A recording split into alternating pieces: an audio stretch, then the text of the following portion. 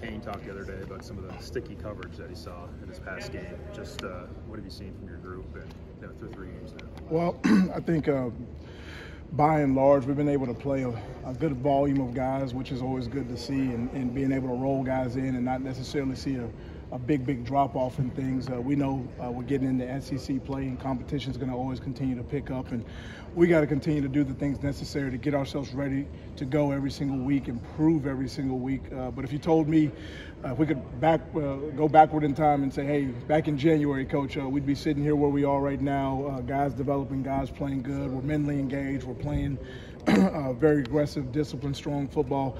I would have told you that a lot of guys are, we would have been doing a lot of things right for that to be true. So I think that's what's going on right now. I think we're tying in the rush and the coverage pretty good. We have plenty of things that we need to work on. We're taking this bye week to take advantage of those things. But I love the attitude and the energy and the engagement of the guys. And we got a hungry group that's looking to get better. And Damani was one of the players of the week against Wisconsin. Just what did you see on film? Well, he just stayed sticky. He stayed sticky. He had 3 or 4 targets, gave up no catches, and stayed in the hip pocket.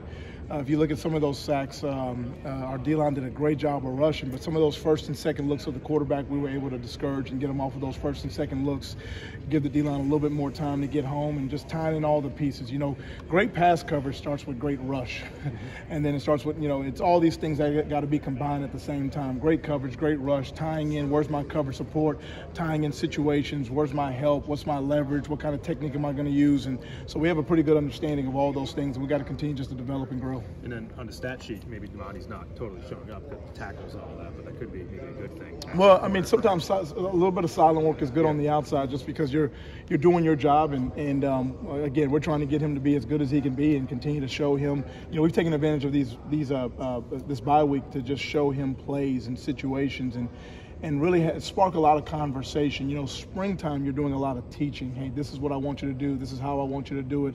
This is why I want you to do it. And then right now we're at a point where we can have some conversation. Wait, tell me why you did this, and then listen, and tell me why you created this plan on the line of scrimmage, and then listen. So we were able to take advantage of a lot of that in terms of just some one-on-one time and looking at those reps. But he's doing a good job for us on the outside in terms of being able to use his leverage, his length, his speed to stay on top of receivers and cover guys up. Just the last question I had: when you stepped in here in January, you had him a 5-star kid who was, you know, one of the best recruits in the country. Just how valuable was that for you? I think Damani is a great example right now of a guy that was highly recruited, went through that whole process, knows what it's like to kind of go through all the external things, and now saying, you know, hey, you know what, let's focus on football. Let's focus on how I can be the best player, the best person, the best student I can be. He'll probably tell you that. He has been an awesome addition to our unit. He's been a joy to coach. He works hard. It's important to him. I think at the end of the day, I think he's having fun doing what he's doing, which is, you know, he's enjoying the process of the work and the grind and trying to go out there and compete on Saturdays. And so you're liking the direction that things are headed for him. Again, we're trying to raise the entire room up, but he's one guy that's certainly taking heed of the coaching. Xavier started the first 3 games. Just how have you seen him get more comfortable as the season's gone on? Yeah, you know, so 60 reps again on the road against Wisconsin, and held his own on the outside. I think his confidence is continuing to grow. You know, when you're young and you're talented, there's an inner belief because you've been successful in high school, but then there's a gap of, well, I haven't done it at this level yet, so let me go prove that I can do it, and let me go prove to myself that I can go do it. And I think right now the development that's happening with him is there's a little bit of a head nod where he's like, you know what, hey, I can do this. So we sat him down, we had some one-on-ones, and he's watching his movement, he's watching his technique. We're saying, hey, like, create this plan of why you're playing man-to-man here. Talk to me about your zone instincts here. Talk to me about your blitz path and what you're doing here, and just sparking conversation. And the conversation can lead to a lot of different things, and then going out here and then putting in the work. So really been pleased with his development right now. I still think he's a young freshman that is growing, that we got to continue to improve his play. We know that we're entering SEC play and all the things that come along with those things, and we're all extremely aware of those things, and he's mentally engaged. I think he'll be prepared for the challenge. Hey, Coach, can you talk about what you just seen from your position group as a whole with 3 games on tape now? Yeah, I think through 3 games on tape, the unit on the back end right now, we're seeing that number one, you know, we've been playing a heavy volume of man, and so can we win in man-to-man situations? Right now, we're giving up 3.2 yards per catch. which is number 1 in the nation in terms of 3.2 yards per attempt, which is number 1 in the nation, which is just tells you that at least we're limiting big plays by and large. We're staying over the top of most plays, and we're not letting big plays occur. I think when you look from a zone instinct standpoint, are we having a lot of yards after catch? When we are in those zone situations and they do dump the ball down or they do push it out to the flat, are we able to control the the yards after the catch? And I think we've been able to limit those things. So I think there's a lot of good things on tape. We've had some penalties that we got to clean up. We got a couple times where we haven't been on the top shoulder. We got to clean those things up. A couple missed tackles from a couple guys that we got to clean up. So we are being as critical on ourselves as humanly possible, but also not diminishing and the positives that have been out there on the football field. So it's a work in progress. We're going to continue to push these guys. The best thing right now that's happening, I feel like, is there's a lot of trust that's being developed where you're telling guys how and why to do certain things. You're having good, healthy conversation. You're able to take in their feedback and why would you create this plan and why would you do these things, and then so it grows. It grows. The game plan can develop. So everybody in America plays man, but it's not what you do, it's how you do it, and it's why you do it, and it's understanding your coverage support, the down and distance, your field position, your matchup in terms of how you're covering a certain guy. So I think some of those things are coming to life for the guys. I think most people would say that Carson Beck's at a different level than the quarterbacks you faced this season. Just how prepared do you what have you seen from him, and how prepared do you think your secondary is for him? Well, Carson right now is 70% completion percentage. He's 7 touchdowns, 0 interceptions. He does a great job. They do a phenomenal job with him in terms of just making sure that it's ABC 1, 2, 3. They get him on the first look if it's open. He takes the grass. They stay in favorable down and distance situations, which doesn't, it takes pressure off of their old line, and it takes pressure off of him having to make hard, tough decisions when they're not out there in 3rd and 12 and 3rd and 14 and 3rd and 10. So I think from a program standpoint, they've done a phenomenal job of developing the quarterback spot. They tie in a lot of pieces around him. They protect him. They got playmakers around him. They use the running backs well in the throw game. So they know exactly what they're doing. They have a very clear plan and a very clear attack. So we're going to have to be at our best. We're going to have to continue to improve. We're going to have to be at our best to go out there and have a successful Saturday. Coach, when you look at the film of UGA's receivers, what sticks out to you so far, and how do you formulate a plan for your DBs? Well, not giving away the game plan, but they have athletic guys. There are a lot of guys with 21 points on the GPS in terms of they can run. I think that's the first thing you notice. They got explosive guys on the outside. The slot receiver's a playmaker. They got receivers on the outside that can make contested catches. They can also make over-the-shoulder catches. They can make the challenging across-the-middle catches.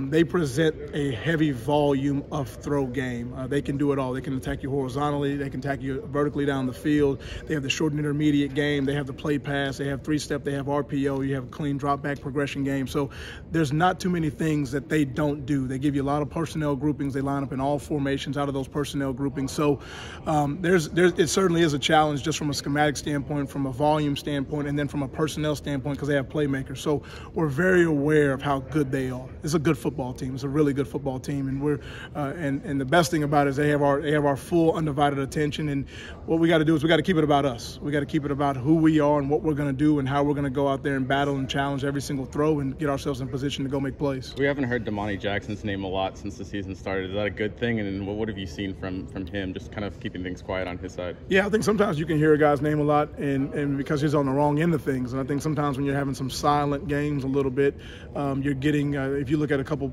sacks and a couple hits on the quarterback last week, well, a lot of those were caused, number one, with a great pass rush, but the quarterback was on his first look and the guy wasn't open. He was on his second look and the guy wasn't open. And then that just buys enough time for that D lineman to get that 6th or 7th or 8th step to get home. So I think as a team, from Coach Womack all the way down, that we're tying in the rush and the coverage very well, and Damani's doing his job. He's covering guys up. He's playing on the upfield shoulder of the vertical passing game. He's challenging the short throw game, and he's doing what we're asking him to do right now. So we know that the play is going to continue to pick up. We're playing a very, very, very good SEC football team coming into our building.